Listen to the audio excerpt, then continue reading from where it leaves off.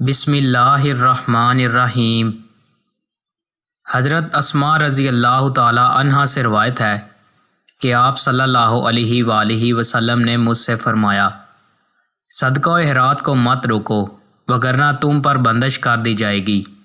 ایک روایت میں ہے کہ آپ صلی اللہ علیہ وآلہ وسلم نے فرمایا، صدقہ دینے کے لیے گن گن کر مت رکھو وگرنہ اللہ بھی تمہیں گن گن کر ہی دے گا۔ رسول اللہ صلی اللہ علیہ وآلہ وسلم نے فرمایا، جو شخص حضور قلب سے 2 رکعتیں پڑھتا ہے تو اللہ اس کے سابقہ گناہ معاف فرما دیتا ہے۔ رسول اللہ صلی اللہ علیہ وآلہ وسلم نے فرمایا، دنوں میں افضل ترین جمعہ کا دن ہے، لہٰذا تم مجھ پر کثرت سے درود بھیجا کرو کیونکہ تمہارا یہ درود مجھ پر پیش کیا جاتا ہے۔